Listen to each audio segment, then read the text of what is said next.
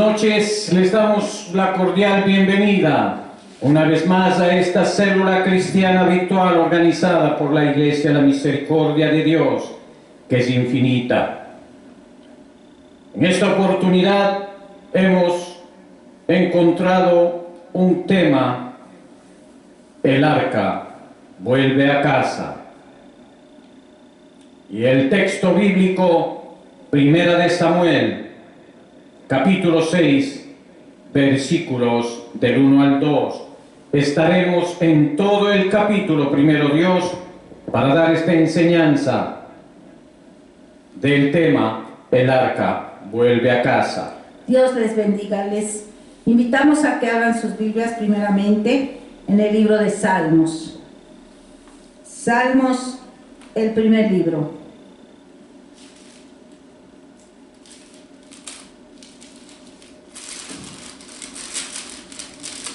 La palabra de Dios se lee en el nombre del Padre, del Hijo, del Espíritu Santo. Amén. Primera de Salmos. Salmos, capítulo 1.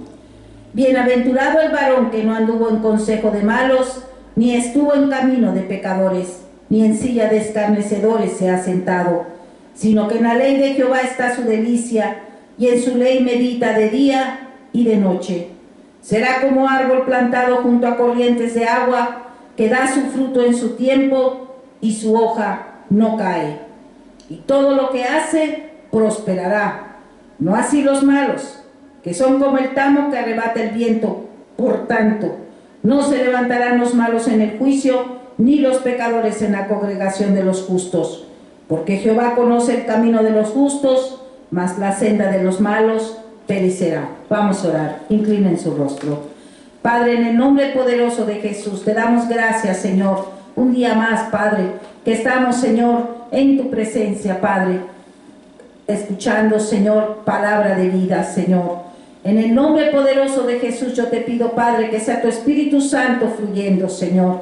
Usa a mi esposo, Padre, que no sea palabra del Señor, sino tu Espíritu fluyendo y tocando cada una de las almas que en tu misericordia permitas que escuchen, Padre. Oh poderoso Dios, gracias te damos, Señor, en el nombre poderoso de Jesús. Amén, Señor. Amén. Vamos a cantar una alabanza.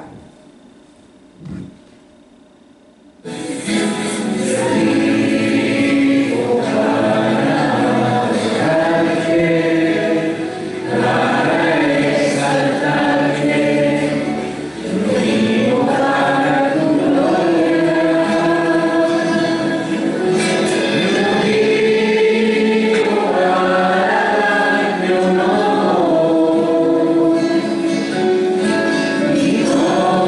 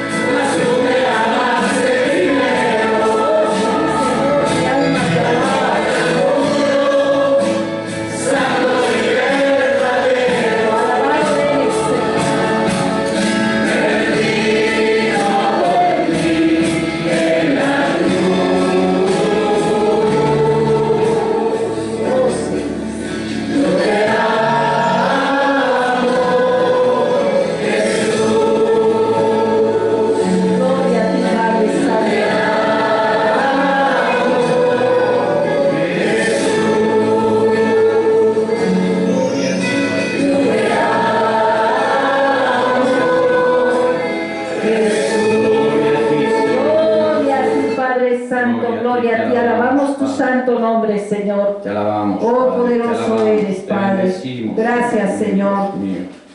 A ti todo honor y toda gloria, Padre. Amén, Señor. Bendito sea tu nombre. Gloria a ti, Padre Santo. Gloria a ti, Señor. Vamos a nuestras Biblias, a Primera de Samuel, capítulo 6, versículos del 1 al 2, y vamos a continuar. Con la ayuda del Señor, terminamos este capítulo número 6. Vamos a leer del 1 al 2 para continuar. La palabra de Dios se lee en el nombre del Padre, del Hijo, del Espíritu Santo. Amén. Estuvo el arca de Jehová en la tierra de los filisteos 7 meses. Entonces los filisteos, llamando a los sacerdotes y adivinos, preguntaron: ¿qué haremos del arca de Jehová? Hacednos saber de qué manera la hemos de volver a enviar a su lugar. Entramos en oración. Amantísimo Señor y Padre Dios verdadero, Señor mío y Dios mío, a ti te ha placido, Señor, que sea presentada en esta noche esta enseñanza, Señor. En obediencia, Señor amado Dios, lo hemos hecho, Padre. Nuestro poco conocimiento, Señor, se vea bañado por tu gloria y tu misericordia, Padre, trayéndonos sabiduría desde el cielo, mi Dios amado. Te pido en este momento, Señor, que me ayudes, Padre, en mi poco conocimiento, Señor. En nombre de Jesús te lo pido. Padre Santo, Dios eterno, en mis limitaciones, Señor, ayúdame, Padre. Te lo pido en el nombre poderoso de Jesús, seas tú, Padre. Amén, Señor, amén. Damos la bienvenida a cada uno de los que están ya en línea. Vamos a empezar una enseñanza, la que hemos titulado El Arca vuelve a casa. Es la célula cristiana virtual organizada por la Iglesia Cristiana, la misericordia de Dios que es infinita. Aquí vemos, queridos hermanos, en los primeros versículos, en que los filisteos ya estaban cansados. El Señor había orado porque el arca permanecía en territorio de Filistea y había herido con fuerza, podríamos decir, a esta nación por sus actos al llevarse a la fuerza el arca. Entonces ellos toman la decisión, hermanos, de librarse, de salir del arca. Y es así como vamos a leer, hermanos, después de que hemos leído nosotros estos dos versículos, porque ellos pidieron el consejo a sus reyes y a todos los que gobernaban ahí, haciendo un consenso, podríamos decir, que qué hay que hacer para salir del arca, para poder devolver el arca. Ese era el primer punto que ellos tenían en su calendario. Y vamos a leer desde el 3 hasta el 6. Ellos dijeron: si enviáis el arca del Dios de Israel, no la enviéis vacía, sino pagadle la expiación. Entonces seréis sanos y conoceréis por qué no se apartó de vosotros su mano.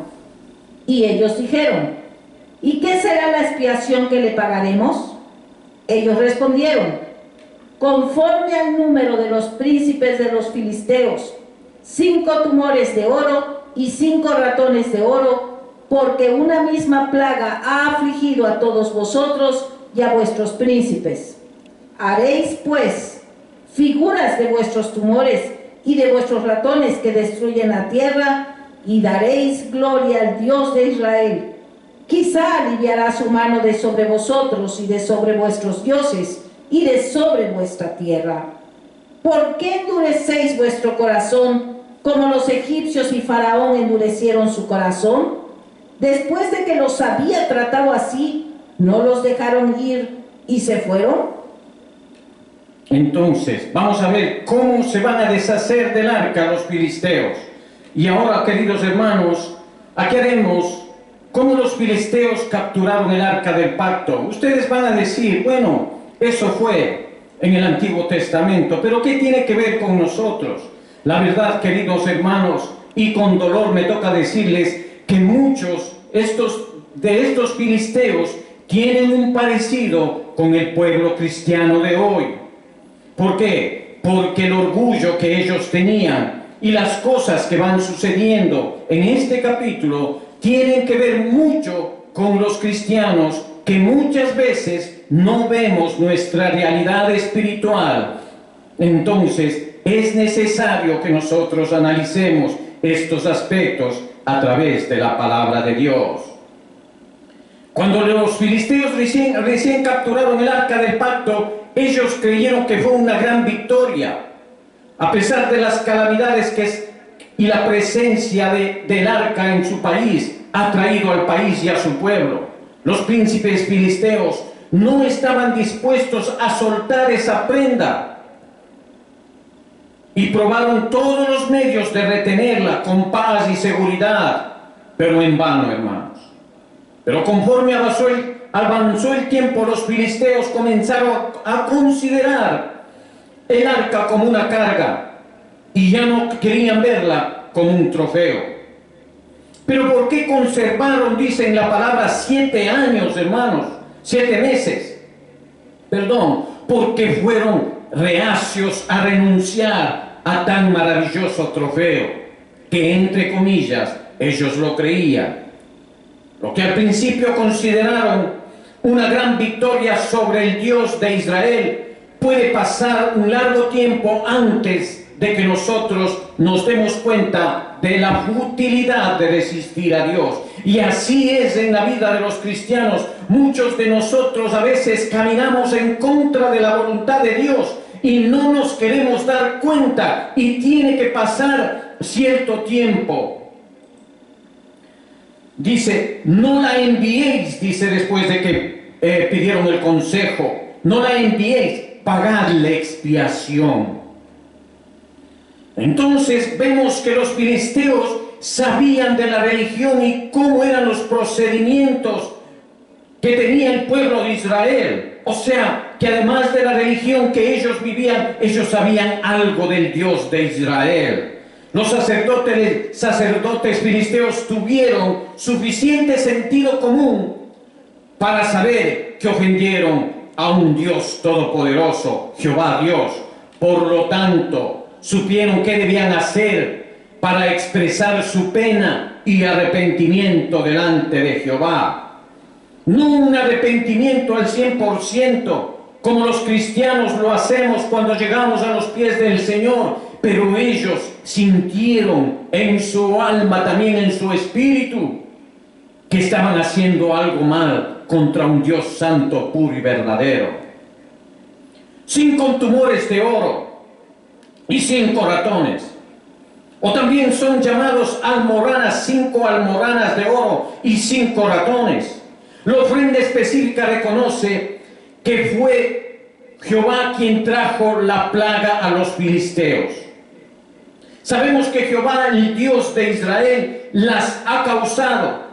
Nos disculpamos de Jehová el Dios y te pedimos que alejes tu ira. Esa era la idea al hacer esa expiación. O sea, ellos querían que la ira de Dios se aplacara haciendo una expiación. Y muchos de nosotros, los cristianos en nuestros tiempos, no pensamos en ninguna clase de expiación para nuestro Dios cuando nosotros cometimos pecados. Cuando nosotros seguimos caminando en nuestra inmundicia, ni siquiera nos acercamos en una oración sincera y genuina a pedirle al Señor que nos dé ese arrepentimiento para estar a cuentas con el Señor. Pero miren lo que hicieron estos infieles. Hicieron expiación, hermanos. Sabemos que la plaga involucraba tumores. En primera de Samuel, capítulo 5, versículo 6. También en el 9, versículo 12. ¿No se nos dijo en primera de Samuel 5 que la plaga involucró ratas? Algunos piensan que los tumores fueron ocasionadas por las ratas, por la peste bubónica que tal vez se regó en esos pueblos como resultado de la ira de Dios. Otros piensan que las ratas fueron parte de otras calamidades mencionadas en Primera de Samuel, capítulo 5, versículo 11. Porque había una consternación, había una preocupación, sufrimiento, llanto por la muerte de todos los filisteos que estaban involucrados, que el Señor había castigado. Y la mano de Dios se había agravado allí, queridos hermanos. Y daréis gloria a Dios de Israel. Reconocer el juicio de Dios es una forma de dar gloria al Dios de Israel.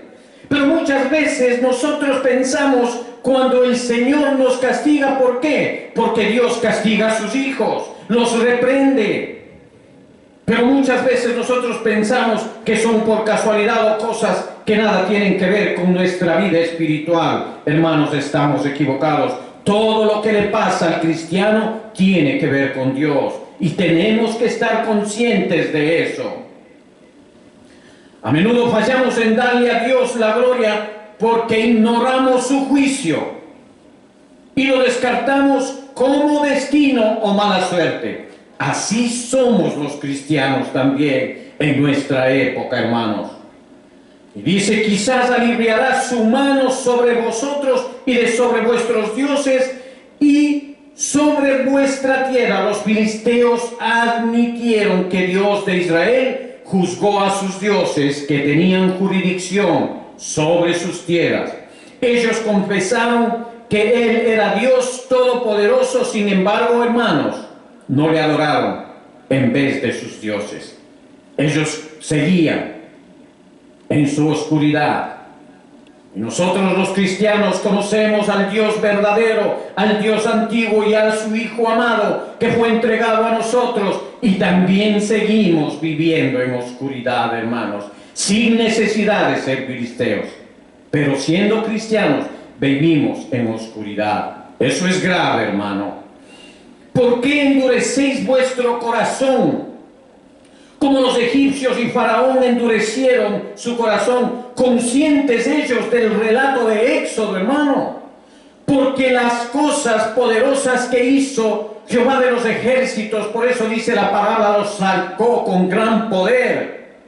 Los filisteos también recordaban eso.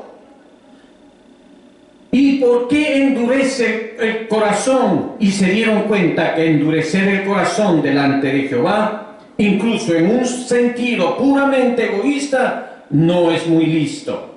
No estaba bien endurecer un corazón contra Jehová. Entonces vamos a leer Primera de Samuel capítulo 6 versículos del 7 al 9 para seguir en esta explicación. Haced pues ahora un carro nuevo y tomad luego 2 vacas que críen, a las cuales no haya sido puesto yugo, y uncid las vacas al carro, y haced volver sus becerros de detrás de ellas a casa. Tomaréis luego el arca de Jehová, y la pondréis sobre el carro, y las joyas de oro que le habéis de pagar en ofrenda por la culpa, las pondréis en una caja al lado de ella, y la dejaréis que se vaya. Y observaréis, si sube por el camino de su tierra Bet-Semes, Él nos ha hecho este mal tan grande. Y si no, sabremos que no es su mano la que nos ha herido, sino que esto ocurrió por accidente. Los filisteos deciden cómo regresar el arca, incluyendo una prueba para ver si el juicio venía de Dios o era por accidente, hermanos. Tomad luego 2 vacas, dice, las cuales no hayan sido puestas yugo. Aquí los filisteos llevaron a prueba un experimento. Ellos pensaban que todas las calamidades y las plagas venían de Jehová, Dios de Israel, pero no estaban seguros al 100%. Y eso nos pasa a los cristianos en la actualidad. Cuando nos pasan algunas cosas, ya sean bendiciones, nosotros no estamos seguros que fue la gracia de Dios. No, que fue el doctor con su medicina, que fue el doctor con su receta, y no sabemos que detrás de eso está la gracia y la misericordia de Dios. Amén, gloria a Dios. Entonces estos filisteos no estaban seguros al 100%, así diseñaron otra prueba. El hombre casi siempre es reacio a arrepentirse y se protege contra el arrepentimiento innecesario. Ahí vemos el ego y el orgullo. También en los cristianos en la actualidad, el ego y el orgullo. Hasta que topamos tierra, hermano. Hasta que estamos en la cárcel. Hasta que el doctor nos dice, 6 meses de vida te quedan nada más. Ahí empezamos a suplicarle al Señor. La prueba era sencilla. Y la desventaja era contra Dios. Por naturaleza, las 2 vacas que críen, a las cuales no hayan sido puesto yugo, ni siquiera debían moverse el carro, sino que debían haberse resistido al yugo, porque no tenían esa experiencia. Eran vacas que nunca fueron utilizadas para yugo. Además, ellos decidieron hacer volver a sus becerros, o sea que estas vacas eran madres, tenían crías, hermanos. Hicieron volver a sus becerros detrás de ella a casa. El instinto maternal en los animales siempre es proteger a su cría. Y las vacas no las llevarían hacia la tierra de Israel, ellos pensaban, hermanos, sino a casa de los becerros. Los filisteos diseñaron una prueba que forzaría al Dios de Israel a hacer algo milagroso para demostrar que en verdad él había sido el culpable de las plagas. Dice, tomaréis luego el arca de Jehová y la pondréis sobre el carro. Dios nunca quiso que el arca fuera transportada en un carro. Él quiso que el arca fuera llevada por las varas puestas sobre los anillos al lado del arca. En Números capítulo 4 versículo 15 le da más información. El arca no tenía agarraderas y no debía ser cargada, levantada directamente con las manos. En vez de eso, debía ser transportada, insertando las varas de madera bañadas en oro en los anillos de oro en cada esquina del arca. Con el arca aparte, las varas estaba prohibido tocar el arca del pacto, hermanos. Así lo manifiesta en Éxodos capítulo 25, versículo del 12 al 15, si usted quiere investigar más luego. Por eso recuerdan que cuando estaban llevando el arca de Kiriat Jearim, David, Usa, se tropezaron, tambalearon, y Usa en un instinto topó el arca y quedó muerto. Pero miren aquí lo que está pasando, hermano. A pesar de que esta manera de transportar del arca estaba prohibida, hermanos, por la ley, Dios excusó debido a la ignorancia. Y hay muchos cristianos, hermanos, que vivimos en ignorancia y el Señor actúa de la misma manera, porque el Dios que es de ayer, de ahora y de siempre, hermanos, en su misericordia. ¿Por qué? Porque las cosas de Dios están ya selladas, ya tienen su destino final por Él mismo. Y nosotros tenemos que envolvernos de esa misericordia, de esa gracia, que nos pase por alto nuestra ignorancia, nuestra metida de pata, podríamos decir. A pesar de esta manera de transportar el arca prohibida por la ley, Dios los excusó debido a su ignorancia, hermanos, de su ley. Dios miró para otro lado, hermano, no quiso ver. En el caso de ellos, tanto porque eran ignorantes, que la ley de Dios decía lo contrario, como porque no tenían levitas que llevaran sobre sus hombros, estaban en otro pueblo, no había levitas, hermanos. Las joyas de oro que le habéis de pagar en ofrenda por la culpa, la pondréis en una caja al lado de ella. Los filisteos fueron suficientemente sabios como para no abrir el arca del pacto y dejar las joyas de oro en el arca misma. Ciertamente sentían curiosidad sobre lo que había en el arca, pero no dejaron que su curiosidad los llevara a pecar y por ende la muerte instantánea, hermanos. Y si no, sabremos que no es su mano la que nos ha herido, sino que esto ocurrió por accidente. Es posible que los tumores y los otros juicios sucedieran por accidente. Muchas personas en la actualidad creen que las cosas pasan por accidente, hermanos. Incluso cristianos, hermanos. Algunos dicen que el mundo fue creado por accidente, hermanos. Personas normalmente inteligentes a menudo caen en este engaño. Algunos, y cuando alguien les pregunta ¿por qué pasan estas cosas? Nosotros los cristianos, queridos hermanos, tenemos una respuesta. Necesita el mundo dolido. El mundo dolido, la siguiente vez que alguien se te acerca a preguntarte o alguien ha sido lastimado en enfermedad, muerte o circunstancias o un desastre natural, llévalo a la palabra de Dios. Muéstrale cómo la muerte y el sufrimiento son el castigo por el pecado y cómo Cristo Jesús proveyó la solución al problema al morir en una cruz y al resucitar de entre los muertos. Por causa de Cristo, nosotros tenemos esa esperanza para hoy y para siempre, queridos hermanos. Tenemos esa respuesta. Vivimos en un mundo de causa y efecto, sí es verdad, y el azar no es causa, sino que Dios es la gran causa para todos nosotros los cristianos. Pero tenga cuidado, hermano, ahí viene una advertencia, de darnos cuenta de que nada sucede por accidente. No debe hacernos pensar que cada evento está lleno de significado importante de parte de Dios. Algunas cosas solo suceden y no tienen ningún propósito eterno grande que podamos discernir. Los cristianos pueden desviarse quizás de lo importante, intentando ver mensajes de Dios en todo.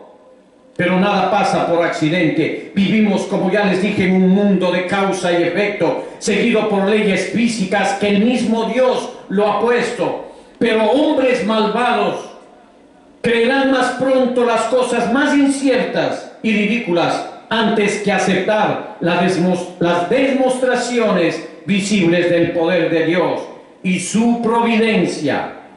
¿Por qué? Porque no lo quieren aceptar.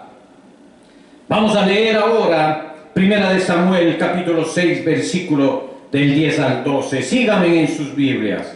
Y aquellos hombres lo hicieron así. Tomando 2 vacas que criaban, las uncieron al carro y encerraron en casa sus becerros. Luego pusieron el arca de Jehová sobre el carro y la caja con los ratones de oro y las figuras de sus tumores. Y las vacas se encaminaron por el camino de Bet-Semes y seguían camino recto, andando y bramando, sin apartarse ni a derecha ni a izquierda. Y los príncipes de los filisteos fueron tras ellas hasta el límite de Bet-Semes. Contra toda expectativa, hermanos, las vacas se van a la tierra de Israel. Las vacas se encaminaron por el camino de Bet-Semes. Ellas no debieron hacer esto. Las vacas debieron haberse resistido al yugo, porque nunca antes se les había puesto yugo. Estas debieron dirigirse a sus hogares filisteos debido a su preocupación por los terneros, porque así es la naturaleza en los animales. Es un instinto. Pero se encaminaron por el camino de Bet-Semes. Dios no dejó esto al azar, queridos hermanos. No solamente se encaminaron por el camino, sino que siguieron sin apartarse ni a derecha ni a izquierda.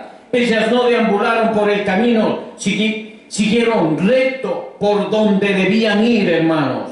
Increíblemente. Esto era un milagro increíble. 2 vacas que nunca antes habían jalado un carro, ni juntas, ni por separado.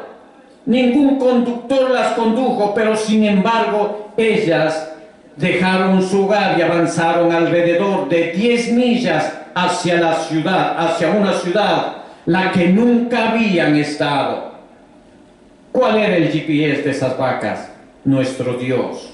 Amén. Y ahora nuestro Dios también es nuestra guianza. Dejaron atrás sus propios becerros y siguieron derecho por cierto camino, sin apartarse en ningún momento, sin detenerse, sin desviarse hacia los campos para alimentarse, sin volver atrás. Para nada, hermanos. Así nosotros tenemos que ser en nuestra vida cristiana, hermanos.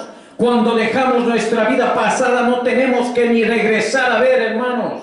Seguir nuestro camino derecho, ese camino angosto que nos llevará a la santidad de Dios.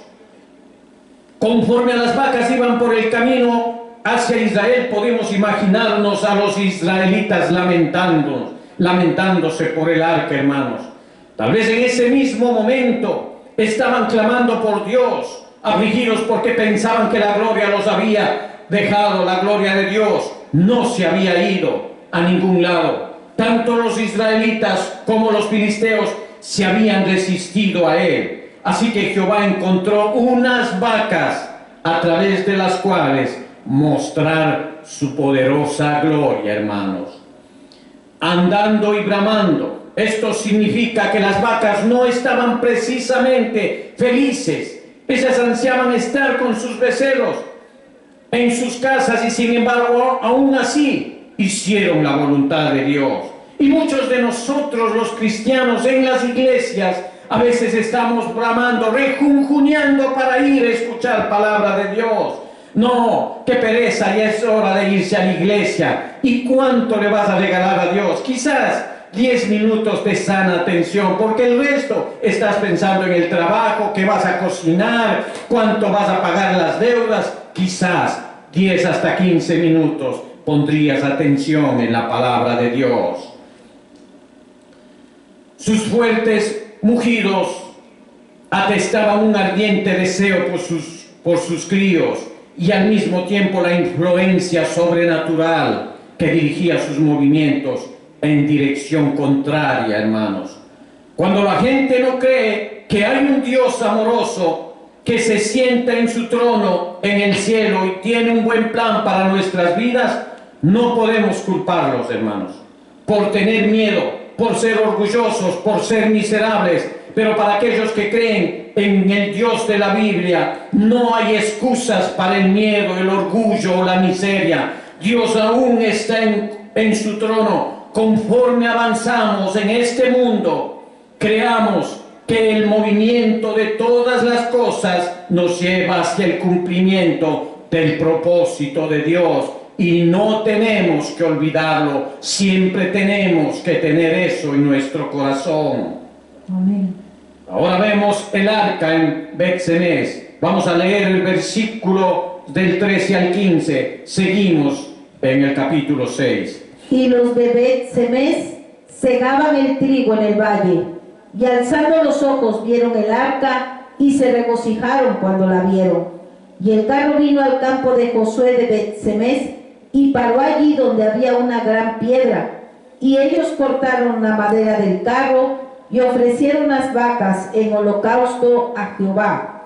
Y los levitas bajaron el arca de Jehová, y la caja que estaba junto a ella, en la cual estaban las joyas de oro, y las pusieron sobre aquella gran piedra. Y los hombres de Bet-Semes sacrificaron holocaustos y dedicaron sacrificios a Jehová en aquel día. El arca es recibida con honra y gozo en Bet-Semes. Se regocijaron cuando vieron. Ellos sintieron algo parecido a lo que los discípulos sintieron en el día que vieron a Jesús resucitado, porque sintieron que habían recibido al Dios de entre los muertos. En este día, mientras segaban el trigo en el valle, entre mayo y junio más aproximadamente, ellos supieron que el Dios de Israel estaba vivo. Por supuesto que Dios nunca estuvo muerto y nunca los dejó, pero los israelitas sintieron como que si Dios hubiese estado muerto. Y estaban desesperados, desanimados y sin esperanza, como si Él en realidad estuviera muerto. Y así vivimos nosotros una religión, hermanos. Cuando nos alejamos del Señor, pensamos que Él ha muerto. ¡Qué horror, hermanos! cuando sabemos que el Señor siempre está al lado de nosotros para guiarnos, aconsejarnos, acariciarnos e incluso castigarnos, reprendernos, porque somos hijos de Él? Y el carro vino al campo de Josué en Bet-Semés y paró allí, después de haber sido guiada por alrededor de 10.000 millas desde la ciudad filistea, sin detenerse ni apartarse ni a un lado ni a otro. Entonces el arca se detuvo en tierra israelita. Por fin el arca ha vuelto a casa, justo en el campo de un hombre elegido. Ellos cortaron la madera del carro y la ofrecieron las vacas en holocausto. Ellos sabían esto era lo que debían hacer en honor al Dios. Sin embargo, realmente, si les costó algo las vacas y los carros, eran propiedades caras. O sea, ellos no trataron de acariciar como botín, podríamos decir. Para ellos no ofrecieron al Dios Altísimo. Pero quizás nosotros los cristianos, ahora en la actualidad, tratamos de obtener ganancias de las cosas espirituales. Que eso no suceda, porque ni aquí ni en ninguna parte es aceptado por el Señor. Es castigado. En un sentido estricto, su ofrenda iba en contra de la ley mosaica. Primero ofrecieron animales hembras, hermanos, a Jehová, la cual estaba prohibido por Levítico capítulo 1, versículo 3 y por Levítico capítulo 22, versículo 19. Segundo, ofrecieron holocausto a Jehová lejos del tabernáculo, hermanos, lo cual violaba el mandamiento en Deuteronomio capítulo 12, versículo 6, versículos del 5 al 6 del capítulo 12. Sin embargo, Dios conocía sus corazones y las circunstancias excepcionales, y sin duda fue honrado. ¿Se dan cuenta, hermanos, cuando nosotros hacemos de corazón, pensando que estamos haciendo a un Dios santo verdadero de corazón, con todas nuestras entrañas metidas en ese acto para glorificar el nombre de Dios? Así estemos errados, hermano. Así no conozcamos teología, así no conozcamos los preceptos. El Señor nos ve nuestro corazón. Él solo necesita un corazón ardiente por su amor, y Él obrará en nuestras vidas, nos perdonará todo lo que hagamos en contra de Él. Pero si nosotros, nuestro corazón está de acuerdo con Él,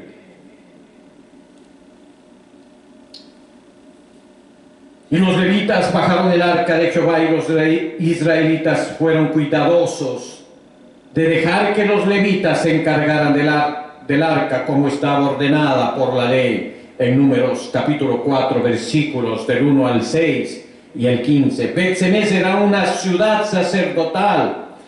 Así lo dice en Josué capítulo 21, versículo 16. Así que había sacerdotes a la mano, o sea, había sacerdotes para escoger. Vamos a leer el versículos del 16 al 18.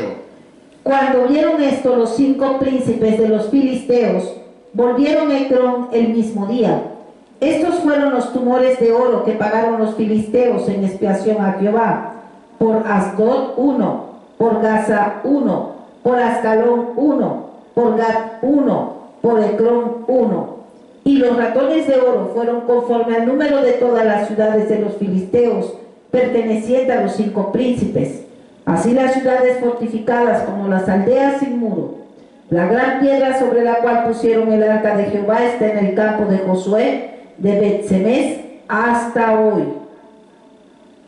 La ofrenda de los filisteos que venía con el arca. Cuando vieron estos 5 príncipes de los filisteos, ellos se preguntaban si todo lo que había sucedido mientras tuvieron el arca había sido un accidente. Así que les diseñaron esta prueba elaborada para que Dios la pasara, y observaron personalmente para ver si es verdad. Dios pasaría la prueba. Su reacción no está registrada, pero debieron haber estado persuadidos espantados, asombrados, hermanos. Vamos a seguir leyendo el versículo 19. Entonces Dios hizo morir a los hombres de Bet-Semes, porque habían mirado dentro del arca de Jehová. Hizo morir del pueblo a 50,070 hombres. Y lloró el pueblo, porque Jehová lo había herido con tan gran mortandad. Entonces hizo morir Dios a los hombres de Bet-Semes porque habían mirado dentro del arca de Jehová. Mire qué enseñanza, hermanos. Conociendo los estatutos del Señor, ni los filisteos hicieron eso, hermanos. Pero los que conocían la ley de Dios lo hicieron, pecaron, hermanos. Entonces, hermanos, ¿cómo los cristianos no vamos a pecar, hermanos? Está avisándonos por medio de la palabra de Dios que nosotros somos aptos para pecar delante de Dios. Es por eso que nosotros siempre tenemos que recordar nuestra bancarrota espiritual, que nuestro corazón es perverso. Sí, hermanos, mientras nosotros no reconozcamos nuestra decadencia, hermanos, vamos a estar aspensos a pecar e irnos en contra de la voluntad de Dios. Que eso no sucede, hermano. Para eso son estas aclaraciones en las Sagradas Escrituras. Dice, porque había mirado dentro del arca de Jehová. El arca del pacto solo debía ser tocada y manejada por los levitas y la familia de Coat. E incluso ellos recibieron la orden de no tocar el arca en Números capítulo 4, versículo 15. Los hombres de Bet-Semes pecaron, no solo tocando el arca, sino que también vieron adentro inapropiadamente, hermanos. Una vez más podemos ver que Dios lidió con los israelitas de una manera más estricta de la que había lidiado con los filisteos. ¿Por qué? Porque ellos sabían, hermanos. No había ignorancia, hermanos. Entonces su corazón era el perverso, hermanos. Porque cuando nosotros conocemos la palabra de Dios y hacemos lo contrario, ¿qué quiere decir? Que nuestro corazón es perverso. Sí, hermanos. ¿Quiénes acaban de transportar el arca en el carro? Dios hizo esto porque los israelitas que tenían su ley debían y sabían mejor que eso. Es triste considerar que los filisteos honraron más la santidad de Dios que los israelitas, porque habían mirado dentro del arca de Jehová debido a la honra y la gloria de Jehová. Hay algunas cosas que Él decide mantener ocultas y no es correcto que los hombres husmeen o metan sus narices. Estos son secretos de Dios. ¿Acaso no han leído Isaías 55:8, 9? Que ilustra de mejor manera este pensamiento. Dice, porque mis pensamientos no son vuestros pensamientos, ni vuestros caminos mis caminos, dijo Jehová. Como son más altos los cielos de la tierra, así son mis caminos más altos que vuestros caminos, y mis pensamientos más que vuestros pensamientos. Debemos respetar este hecho de que Dios es Dios y nosotros no, y que hay alguna cosa que simplemente no sabremos ni debemos saber. Hizo morir a un pueblo, dice en la palabra, 50,070 hombres. La evidencia del manuscrito antiguo es bastante clara que el número registrado originalmente en el texto fue 70, y no 50,000. 70 hombres muertos es semejante a un incidente, es muerte. Son muchas personas, sigue siendo una mortandad. Básicamente la gramática hebrea puede estar diciendo de 50,000 hombres. Dios atacó a 70 de ellos, es decir, según Josefo, 70 de entre 1,400. Esa es la palabra exacta. Sigamos leyendo en Primera de Samuel. Y dijeron los de Bet-Semes, Del 20 al 21, por favor. ¿quién podrá estar delante de Jehová el Dios Santo? ¿a quién subirá desde nosotros? Y enviaron mensajeros a los habitantes de Kiriat Yarim, diciendo: los filisteos han devuelto el arca de Jehová, descended, pues, y llevadla a vosotros. ¿Quién podrá estar delante de Dios, delante del Dios Santo? Al faltarle respeto a Dios, los hombres de Bet-Semes ofendieron la santidad de Jehová. Ahora ellos sabían que Jehová era santo, pero no los hizo querer estar más cerca de Dios, los hizo querer distanciarse de Dios. Muchas veces el temor de Dios, que discúlpenme, pero la sabiduría es el temor de Dios, pero no es un temor a Dios para tener terror, hermanos, sino para obrar en un camino recto, hermanos, para estar conforme a las leyes del Señor.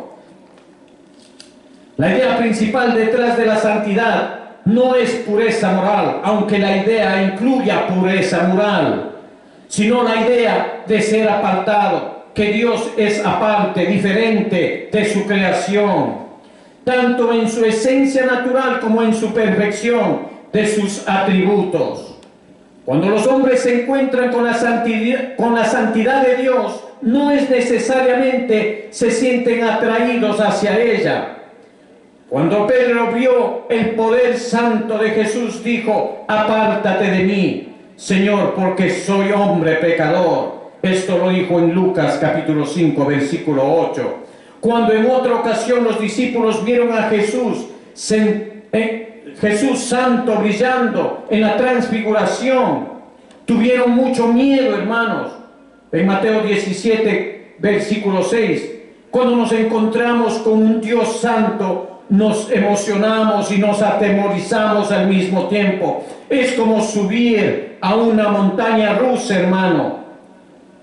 Usted quiere estar ahí, pero al mismo tiempo no quiere estar. La plenitud que solo podemos encontrar teniendo un encuentro con Dios santo hará que jamás, escuche bien, hermano, hará que jamás volvamos a ser la misma persona que éramos antes, hermano.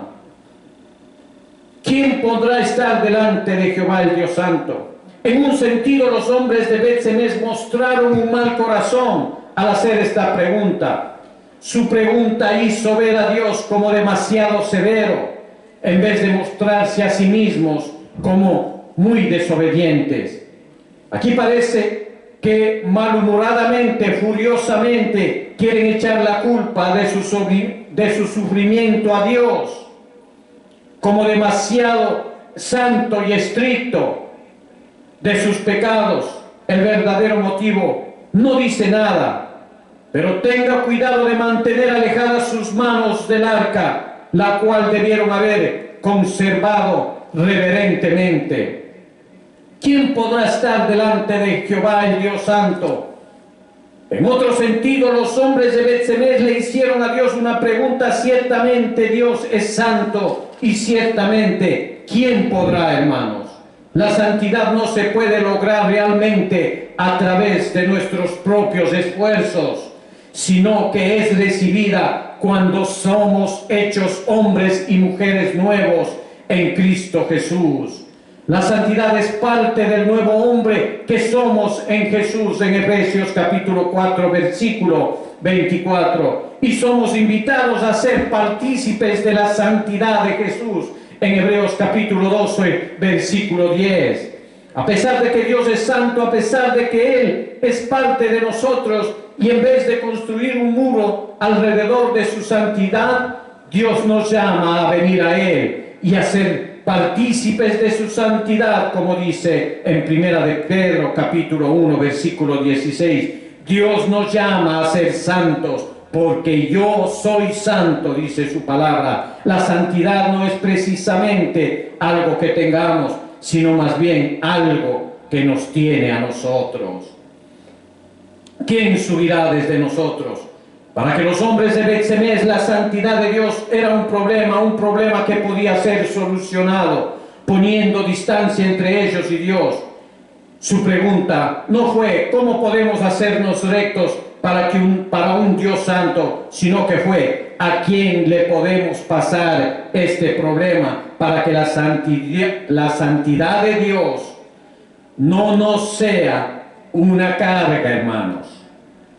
Y enviaron los mensajeros a los habitantes de Kiriat Jearim. No sabemos por qué escogieron este pueblo. De todas maneras, el arca regresó a casa, hermanos, ya que los hombres de Kiriat Jearim recibieron el arca y la tuvieron allí por muchos años, hasta que el rey David la llevó a ciudad de Jerusalén. Esto nos habla en 2 de Samuel capítulo 6. Demos gracias al Señor. Es tiempo de orar. Demos gracias, Padre Santo. A ti te damos las gracias, Padre, porque nos has ayudado a terminar este capítulo, Padre. Dios mío y Señor mío, te damos a ti la honra y la gloria, Señor. Y que esto sea de meditación, Padre, para cada uno de nosotros en nuestras casas, en nuestros hogares. Y la leamos de nuevo en tus sagradas escrituras, Padre, para entender lo que tú quieres decir a tu iglesia, Señor. En el nombre de Jesús yo te doy las gracias, Padre. Bendito sea tu nombre. Vamos a saludar a los hermanos que están en sintonía. Amén, Señor. Amén.